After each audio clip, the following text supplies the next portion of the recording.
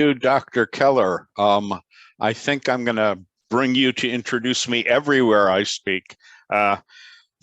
Sharon and I go way back, and I will say how much we miss you at JTS very much.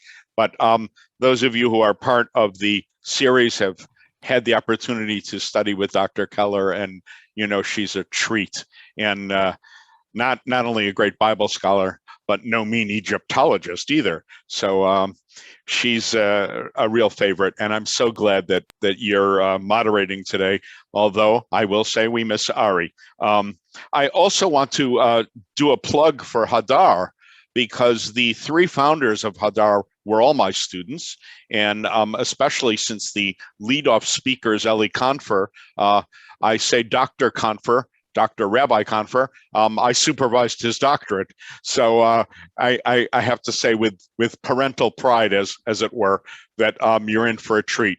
The Hadar crew has revolutionized Jewish education, and they are just terrific. So you will have a wonderful time with them. When is that? In January?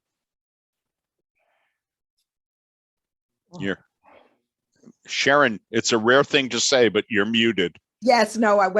As soon as I went to unmute, I hit your handout by mistake. It starts January 4th. Wonderful, wonderful. So you should all really look forward to that. I just want to say that today is our third and final session. Thus far, in our first session, we dealt with dying a good death. That was the story of the death of Moses. And in that story, you will recall that Moses did not exactly go gentle into that good night.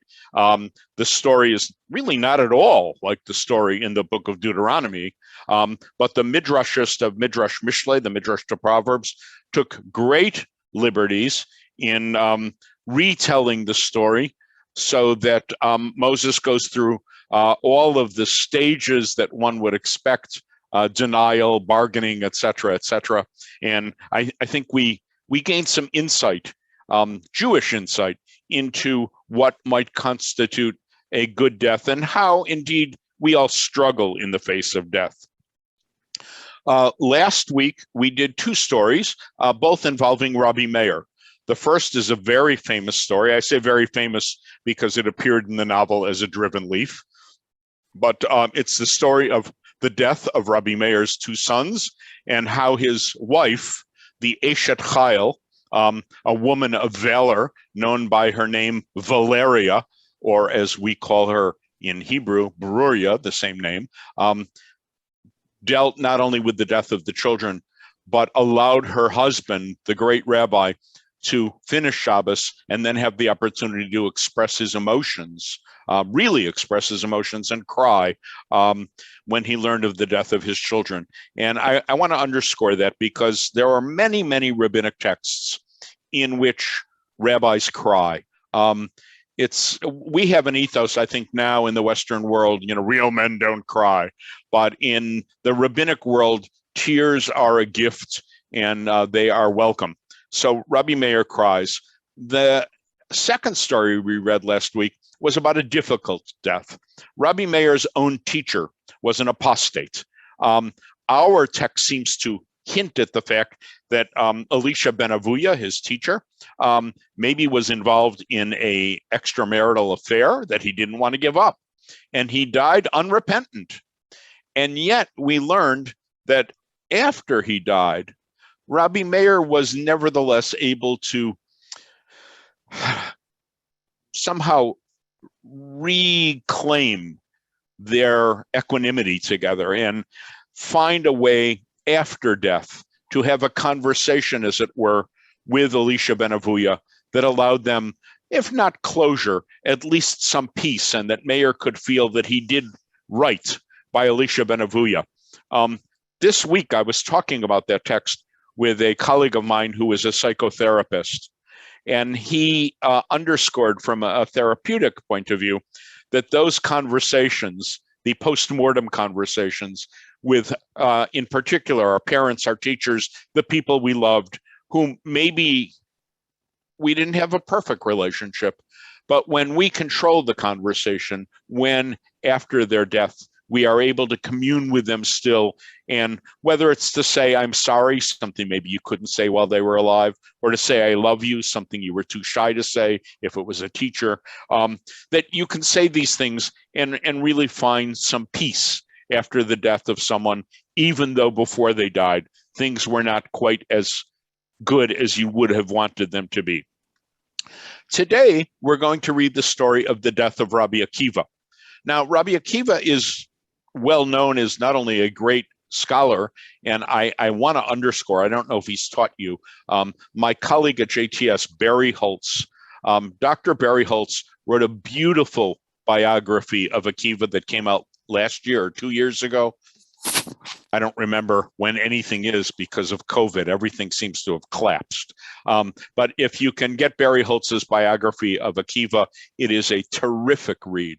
But we know of Akiva's death by torture at the hands of the Roman soldiers. And we know it especially because it's part of the Yom Kippur martyrology.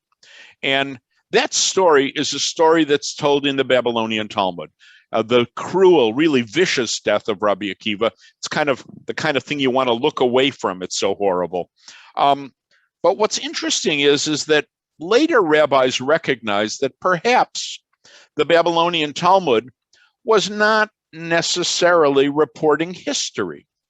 Indeed, the Babylonian Talmud, which was edited, redacted somewhere in the 6th century, tells the story of Akiva's death 450 years after he died. And Akiva died in the land of Israel, and they're telling the story in Babylonia, which is nowadays Iraq.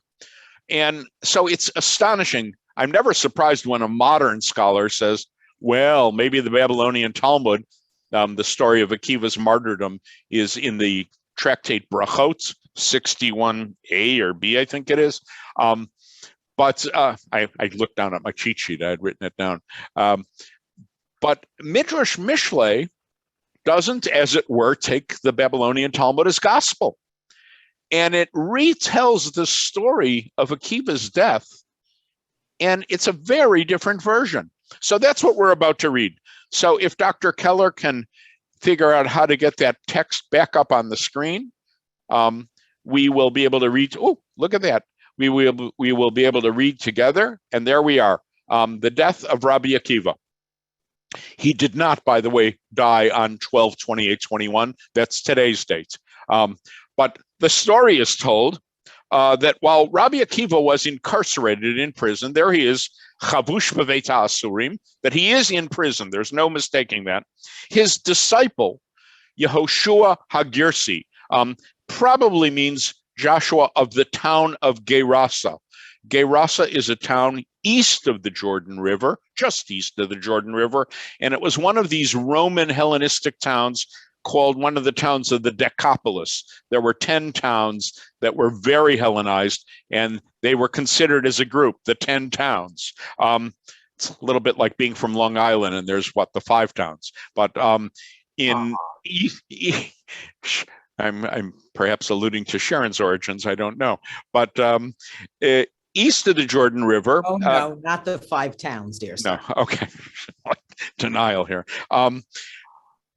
Yahushua is his disciple. And because it's his disciple, he actually takes care of him in prison. This is interesting to me because this is an accurate representation of what Roman prisons were like. They would lock you up in prison for some crime or other. And in the Roman prison system, you were not fed by the Romans. You were just locked up. And if you didn't have anybody to bring you meals, well, you would starve to death. So Yahushua is taking the role here of the dutiful son, the disciple, and he's probably bringing him meals, studying Torah with him as he's in prison. But it was Erev Yontif. It was the eve of a festival. And so Rabbi Yahushua had to go home to his own house. Now, I want to liken this because I think very few of us on the screen, well, I hope very few of us on the screen have spent significant time in prison. But almost all of us, and I'm looking around these screens as I have been for the past weeks, there's a lot of gray hair on the screens.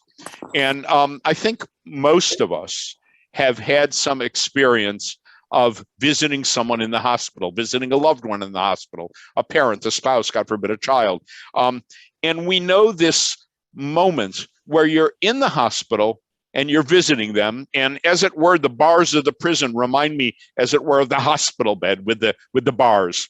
And so that person's in the hospital. You're trying to visit them, but you know what? It's Yontif. You have to go home.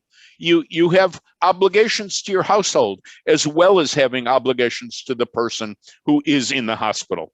So I'm going to liken Akiva in prison to anyone we may know in the hospital. And poor Rabbi Yahushua is caught. He has a conflict here. He'd like to stay with his teacher, but he's got to go home. It's Yontif. So he goes to his home. And of course, no sooner does he get there than there's a knock at the door, as it were. It's like we leave someone in the hospital. We know they're very sick. We get home and we get home and we get home and we get home, and the phone is ringing.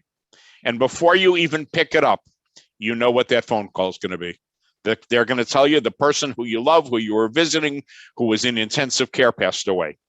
So in this case, though, it's not just anybody calling, it's Eliyahu. But he's characterized in a very odd way here.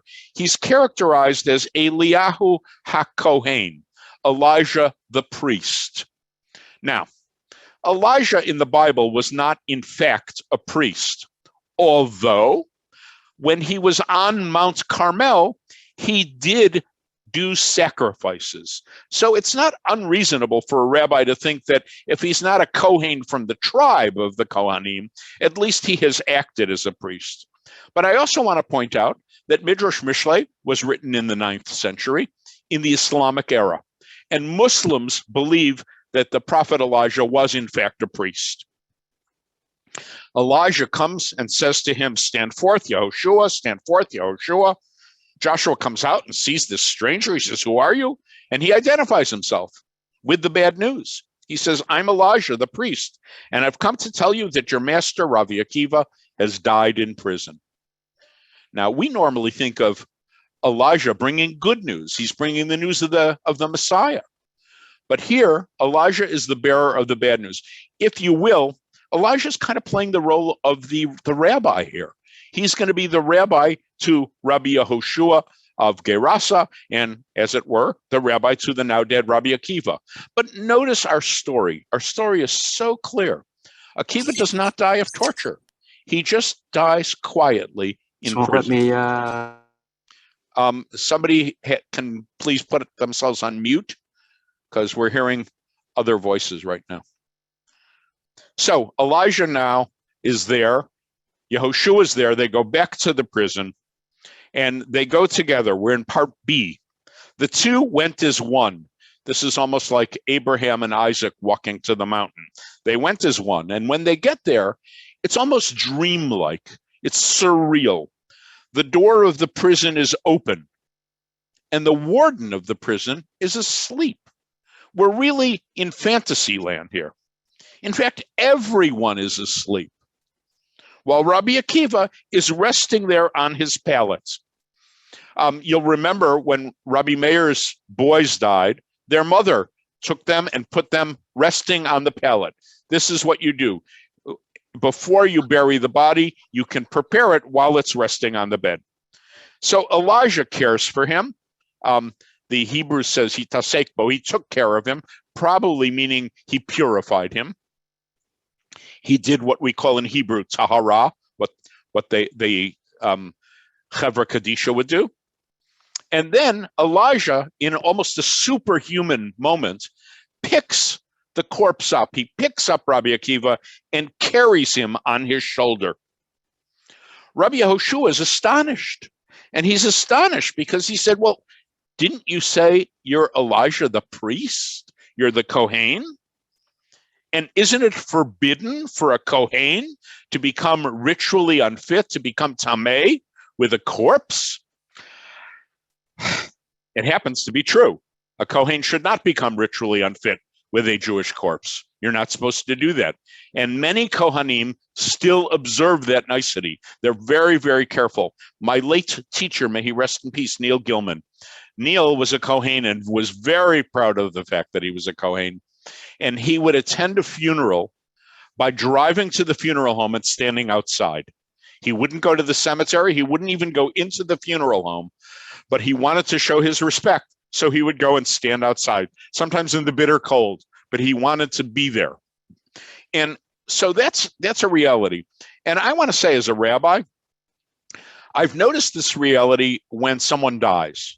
When someone dies, and I've done in my 50 years of being a rabbi, I've done a couple of dozen funerals. I have colleagues who do a couple of dozen funerals every year when they have congregations, but I've done a couple of dozen, and I've noticed that when there's a funeral, suddenly everybody's super observant. You could be the least observant Jew in the world, but when you're burying your parents, you want to make sure everything is just so. And I am peppered with questions. Rabbi, is this permissible? Rabbi, can we do this? Is this allowed? Are you sure you're, and I want to say to them, like, I'm the rabbi, hello? But that's the reality.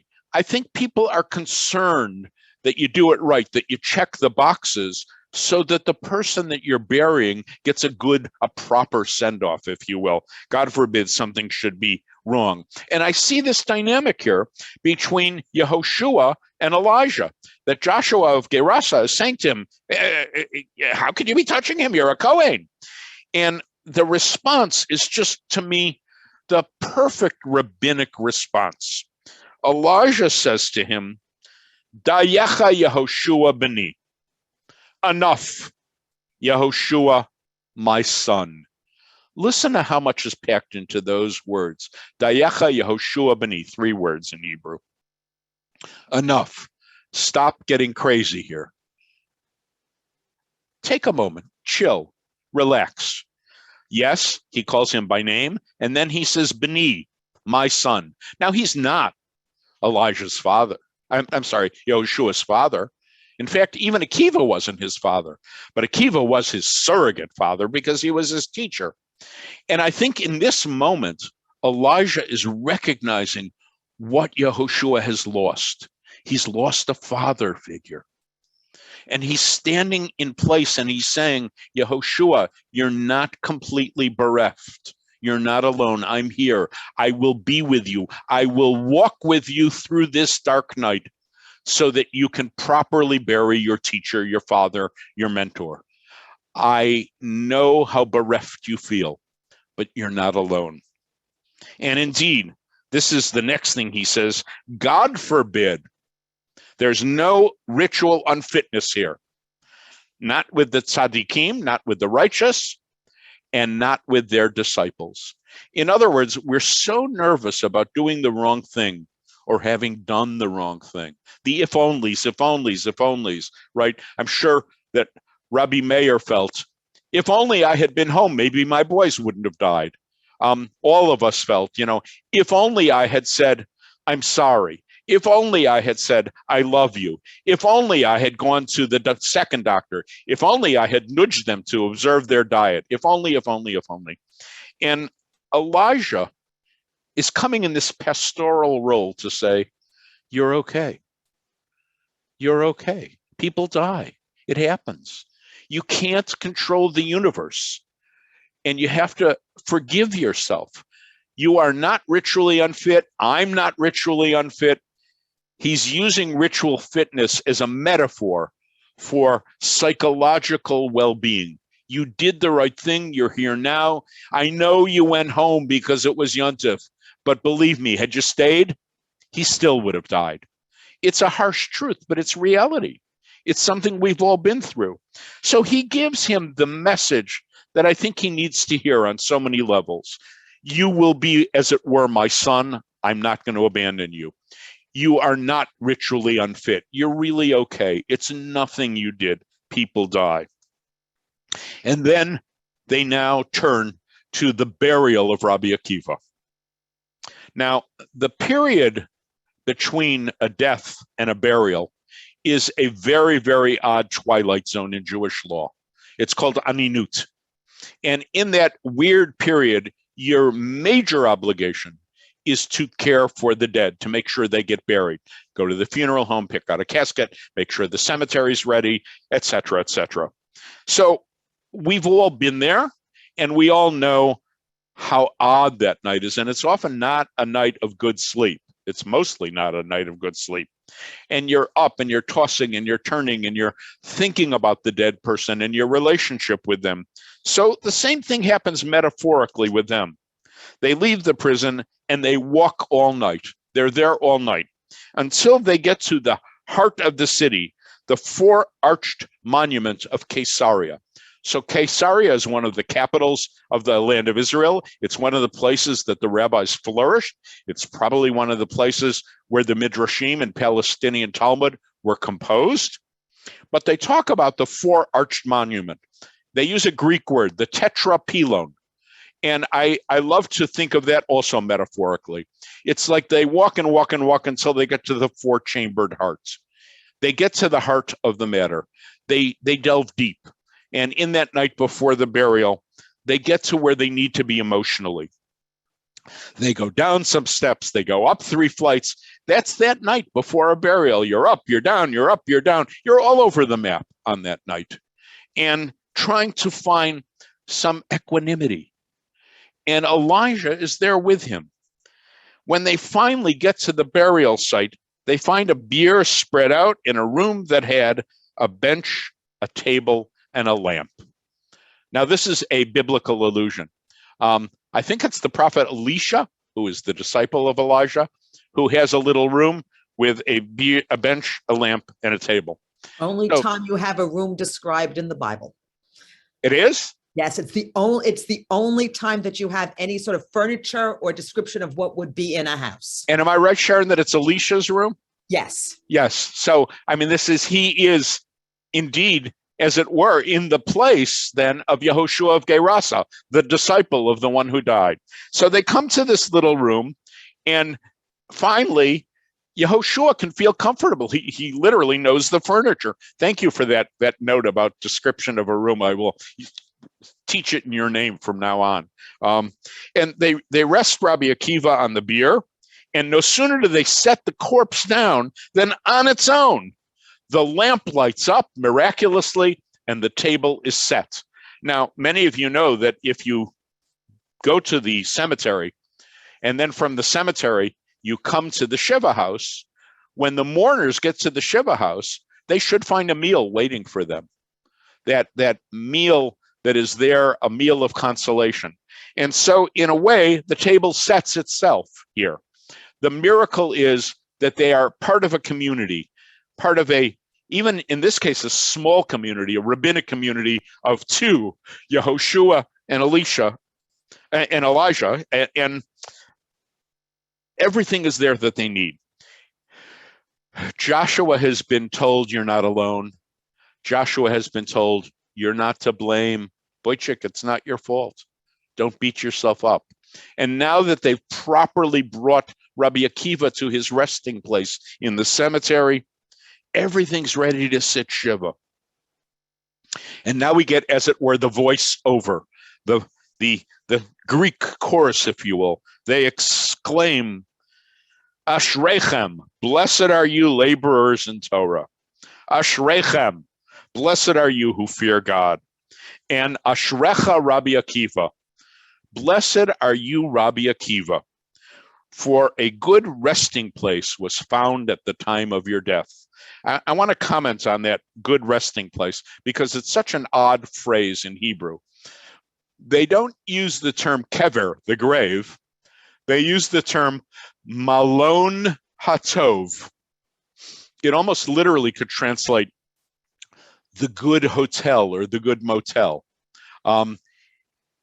If you are aware of the Middle Ages, as I am, you'll know that phrase, malon hatov, the good resting place, is often on Karaite tombstones. When Karaites are buried, they're put in the good resting place. And the assumption here, although unspoken, is that you're resting until the time of the resurrection of the dead in the world to come. And then you will be revivified. But it doesn't say it out loud. And that's one of the things I want to comment on, that in some very real way, we haven't seen so much in Midrash Mishle.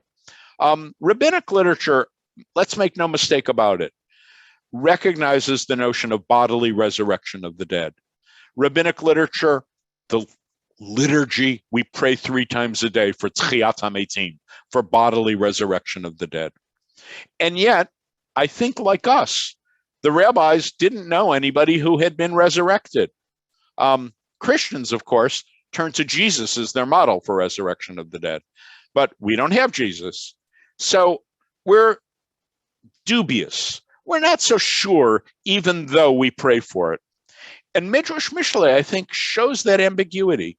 Only Moses, and only after the entire narrative at the last second, you'll remember this from a couple of weeks ago, does Moses finally ask God, well, will I come back? In the story of the death of Meir's sons, in the story of Elisha, we don't get a full-blown notion of resurrection of the dead. And here too, they do mention a good resting place, but they don't say, Rabbi Akiba, you'll come back. Rabbi Akiba, I'll study with you again. They minimize the notion of resurrection of the dead. And what they focus on is a good death. Well, first, I suppose, a good life, a life of Torah. Then a good death. And for those who remain behind, an appropriate and positive way to mourn. And it's a way of mourning that's not mired in guilt. Rather, it's a way of mourning that allows for you to realize that you did what you could, and that's enough.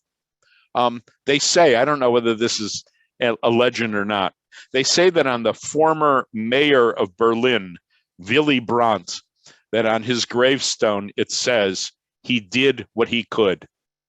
And I've often thought that that would be a great epitaph. Would that all of us could say of ourselves, we did what we could.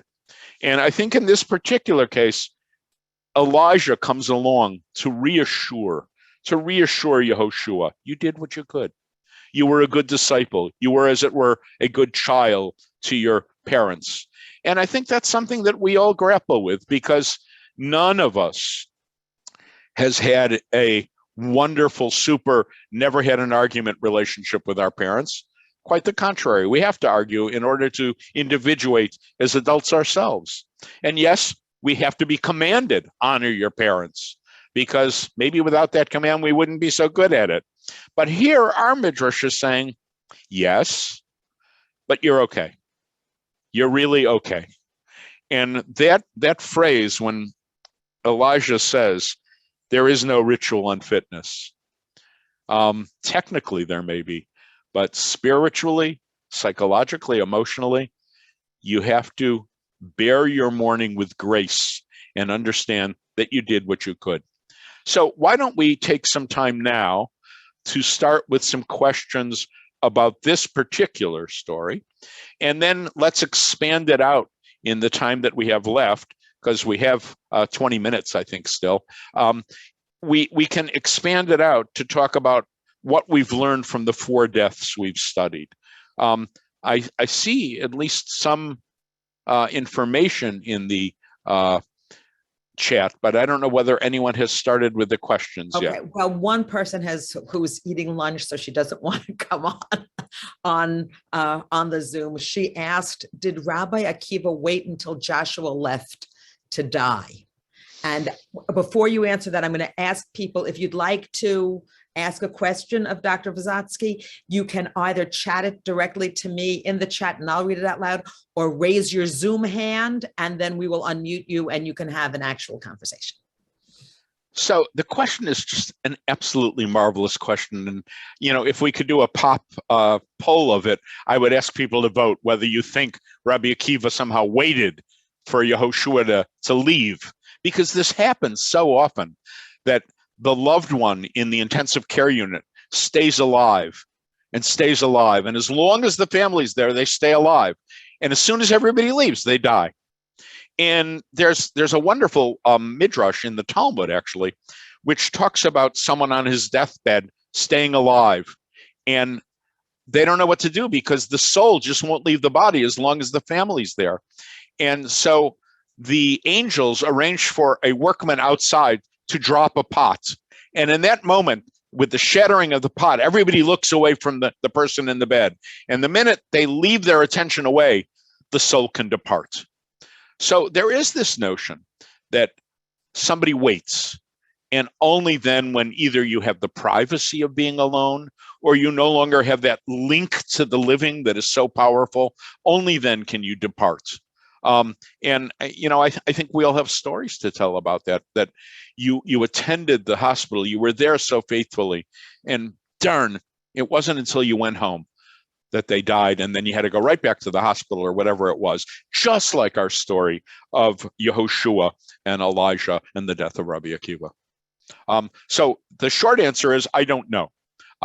It doesn't say in our narrative whether Akiva waited or not, but I think asking the question of the text is a marvelous perception, and I think speaks from our own experience.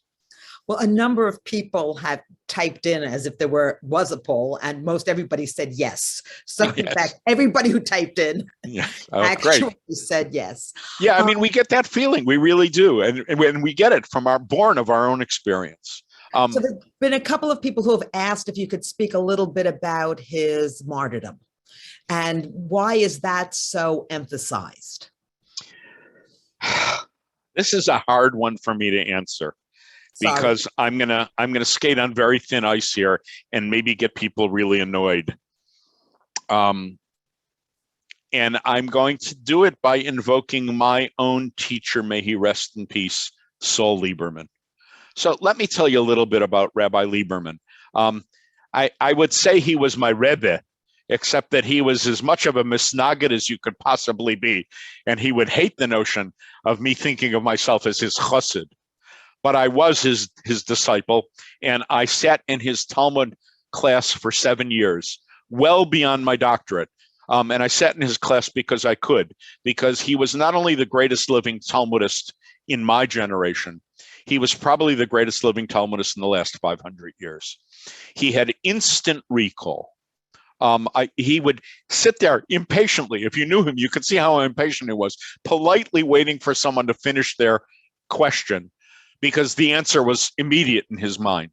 He knew all of rabbinic literature by heart. He knew most of Greco-Roman literature by heart. He had just this prodigious memory. But he was also a very pious Jew.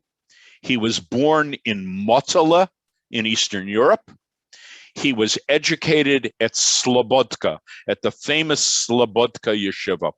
I used to think Slobodka was the most pious of the pious, and only later did I learn that it was an intellectually free-thinking yeshiva. They really encouraged their boys to ask any question they wanted. So here's Lieberman, who studied at Slobodka, was this famous Talmudist, and he wrote not one but 2 separate articles on martyrdom. And Lieberman suggests, he never says it outright, but he suggests, if you read the articles carefully, that a lot of the martyrdom stories that the rabbis told in the Babylonian Talmud in particular, well after the actual death of those who were presumably martyred, were written and kind of juiced up a little bit and made more gruesome because the rabbis had martyrdom envy. Who were the paradigmatic martyrs of their era? The Christians. And when the rabbis saw how the Christians were willing to give their lives for their belief in Jesus, they, who normally were much more interested in what you did, not what you believed, and they who utterly discouraged running to your death, they wanted you to stay alive, they started telling martyrdom tales. So I suspect that the story of Rabbi Akiva's martyrdom and the fact that Midrash Mishle can almost be dismissive of the martyrdom aspect of it is indicative of a rabbinic tradition, that martyrdom is not something we seek. Martyrdom is something we only talk about post facto. I'll give you a very good example. We talk about those who died in the Holocaust as martyrs. But never would we encourage a Jew to run to the ovens, God forbid. So it's a complicated narrative. And the fact that it wound up in our Yom Kippur liturgy, I think is astonishing in a way. I always laugh now because the new machzor that the conservative movement put out has in the martyrology, it's the story of the 10 martyrs, but the new machzor only mentions 5 of them. So it's like you got a 50% discount. But I think they felt that they were able to do that not because they wanted the service to be shorter, but because there is this ambiguity in rabbinic thinking about the value of martyrdom per se. Thank you. Okay, we're going to call on Mark to unmute, and because he has a question. Yes, Rabbi. Fear or apprehension of death may be because of not knowing what happens after we die. So from your point of view, what happens to the soul after death? I'm going to tell you what I know from rabbinic literature, and I'm going to consolidate 1,000 years worth of rabbinic literature, both East and West. That is to say, that which is reported in the Midrashim and the Talmud of the land of Israel, as well as the Babylonian Talmud. And I'm telling you this, and I'm trying to be very careful, because I don't know, I'm going to be as confessional as I can. I don't know whether I share these beliefs or not. I can tell you what the tradition says, though. The tradition imagines that after we die, our bodies surely decompose, but our soul persists. First, they say that the soul hovers near the body for the first 3 days after death. But when the body begins to physically decompose after 3 days, that's when the soul departs. The soul either goes somewhere unknown or returns to God on high. But the rabbis also seem to be aware that there is a possibility that the dead somehow communicate with one another. There are many stories in the Talmud of people going, literally sleeping in a cemetery so that they can hear what their relatives have to say. There's a very famous story, I'll put it in modern parlance, of somebody who sleeps in the cemetery and basically gets stock tips and becomes very wealthy as a result, but he can't reveal to anybody how he knows which way to bet on the market. Because when it finally comes out, of course, the dead realize, ooh, someone's been eavesdropping, and they stop talking about those things. So there does seem to be a notion of post-mortem sentience, that the soul persists, that the soul is, as the Greeks think, immortal, and that when bodily resurrection of the dead comes, God will restore the soul and revivify the now decayed body. The paradigm for that is sleep. When we sleep every night and we get up in the morning, we say, Moda ani lefanecha, I recognize and thank you, God, for restoring my soul to my body. It's as though our body in sleep is in some practice mode of dying. We're there and we're still. And yet the soul during the night wanders all around. The rabbis were acutely sensitive to the fact that people dreamt and that their dreams seemed to be the wandering of the soul through the universe while the body was there, unconscious, if you will. And the soul wanders around, and when we wake up in the morning, the soul has some remnants of its travel during the night, and that's what we call dreams. The rabbis say that a dream is the equivalent of 1/60th of prophecy, nivuah, that there's something very special about dreaming. Indeed, the very section of the Talmud where the martyrdom of Rabbi Akiba is told is part of a dream book in the Babylonian Talmud, which goes on for 6 folios of Talmud, interpretation of dreams. And I have to tell you, if you read that piece of Talmud, you can get a psychology degree from a Freudian school, because I'm almost certain Freud never really seriously studied Talmud, but he came from a family that they knew Talmud, and a lot of Freud on dreams is what we find in the Talmud. So there is this whole notion that our soul wanders, that our soul persists, that our soul is there. It's a special gift from God. It is somehow pure. And by the way, because the soul is pure, when we sin, God holds the soul especially responsible because the soul ought to have known better. Someone has asked what tractate you're referring to. The tractate, it's the first tractate in the Talmud, Brachot in the Babylonian Talmud. The Martyrdom of Rabbi Akiva is on 61a, and the Dream Book is right around there. It's in the 9th chapter of Brachot. I just want to say that, talking about how much the dead speak, in Egypt, there's communication with the dead through letters. And you do have parallels of that within Jewish cemetery traditions in medieval times. So there's a lot of that going on. When you say parallel, Sharon, you mean that people would write a letter to the dead? Yes. So the real question, of course, is this begging is, did they get answers? Well, there are different types of answers. So it really is quite interesting. That's something I've written on. It's a lot of fun. I'm going to call on Ruth to unmute, because she has a live question. I don't know how live it is. It's supposed to be about death, isn't it? Yes. Well done. In a black and white, going back to what I sort of saw as the moral of the story about the fitness despite touching the dead body.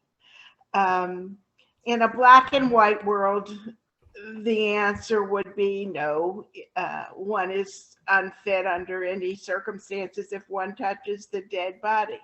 But this Talmudic description seems to give us the idea that something of morality and emotion trumps minhag or trumps halakha. And I'm wondering if that is a correct understanding, and if so, is that a trend within rabbinic commentary? So you've asked a really, really perceptive question. The only thing that you didn't say right, and I want to correct this detail because it's important, is that the stories we've read, these 4 stories of death, Moses, Elisha ben Avuya, Meir's sons, and now Rabbi Akiva, are not from the Talmud. The ones we've read are from a Midrash, from the Midrash on the book of Proverbs. And that Midrash has less halachic heft, if you will, less importance than the Talmud would. And that's why that's important to realize. But I think you correctly are pointing out that at least in this moment, in this Midrash, the Midrash seems to be giving preference to the emotional moment and the psychological importance over the ritual fitness. Now, ritual fitness around the dead has a long history, and it has its ups and it has its downs.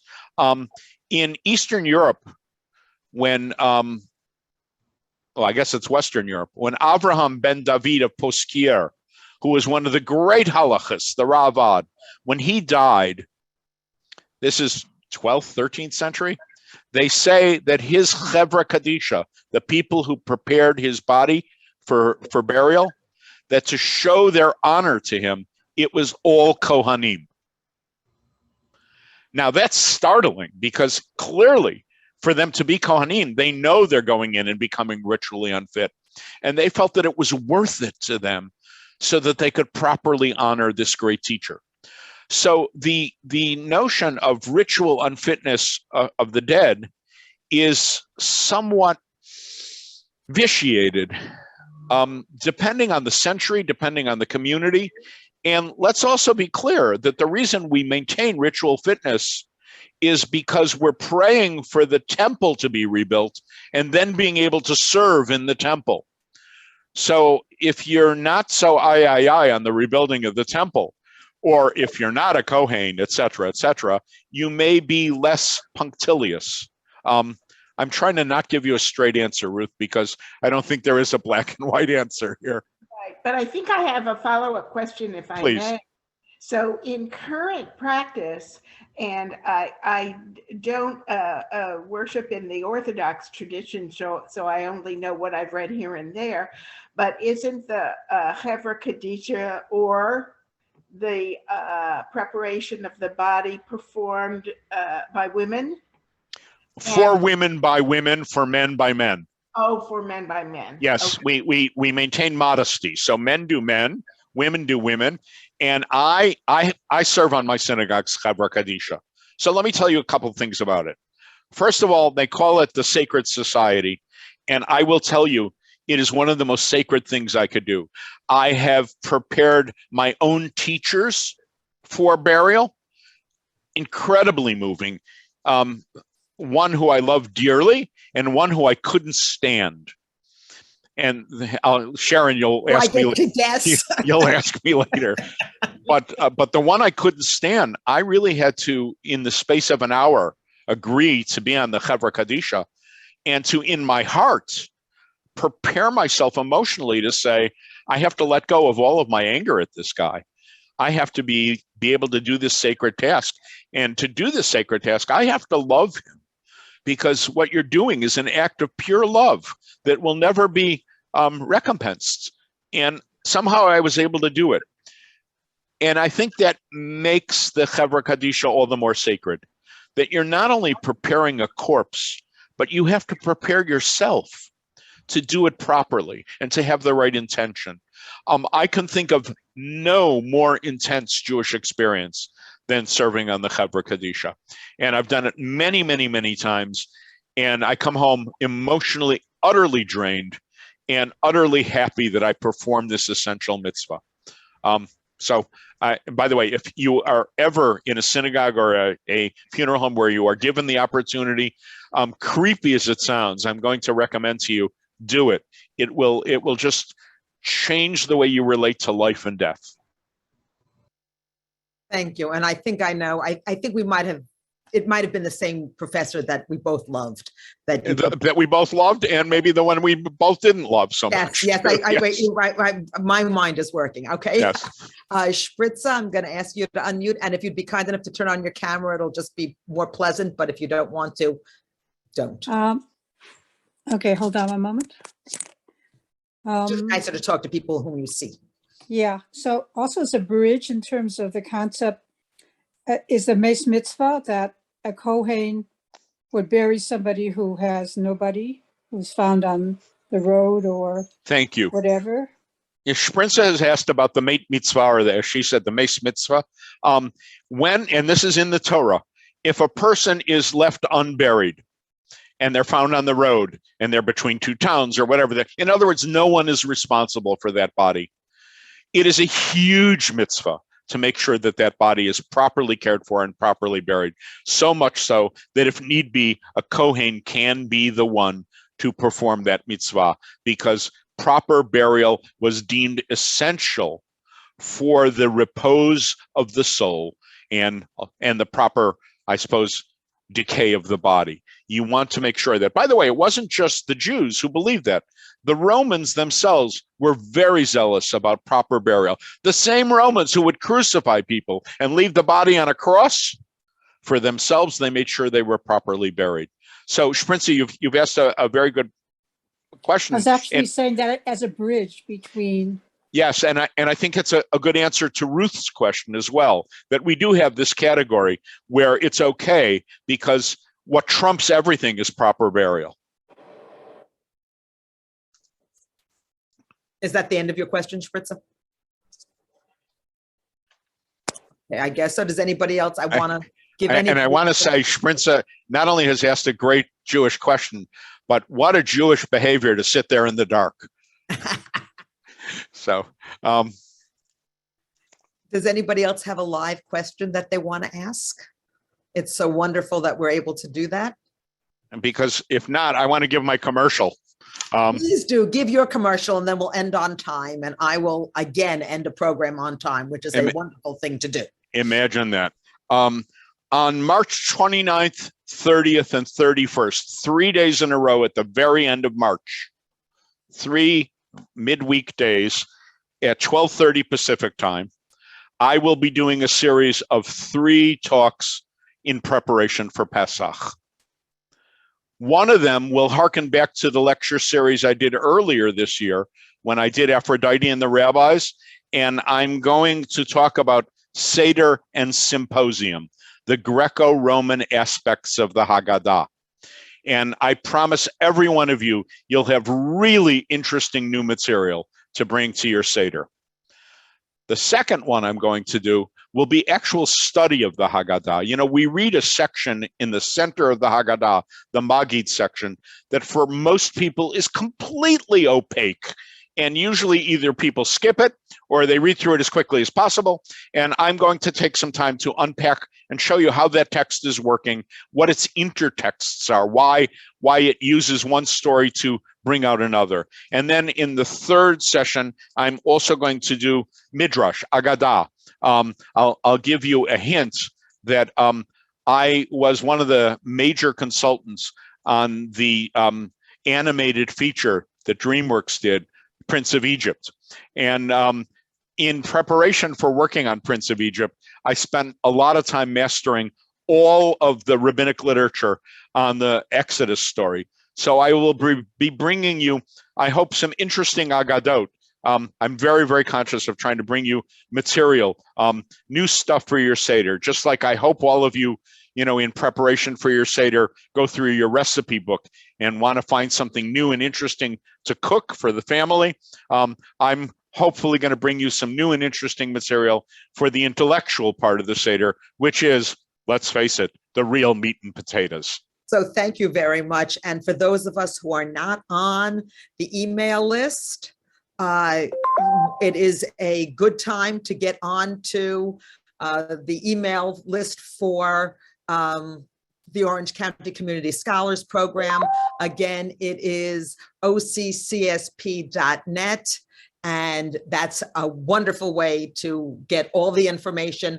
Send Ari an email and he will put you on the email blast, and you will be able to come to Dr. Visotzky's lectures because you will know about them in advance and will be able to sign up. So with that, I'm going to say thank you so very much. And Sharon, I would also like to say thank you. I've been with you the last 3 weeks, and then earlier in the year, I was with you for 3 weeks. I've enjoyed this immensely. I'm amazed that so many of you give up your lunch hour to study Torah, and I thank you for your participation and your keen questions. And a special thank you to Sharon, Dr. Keller. Thank you, Dr. Visotzky. Bert, it's been wonderful to see you. And this has just been great. So there are lots of little hearts floating up here. So thank everybody very much. Wishing you all a very, very healthy and safe secular year to come. May we all share it in good health. Please, God. And safety. So thank you very much. Bye, everybody. Thank you. Thank you. Bye.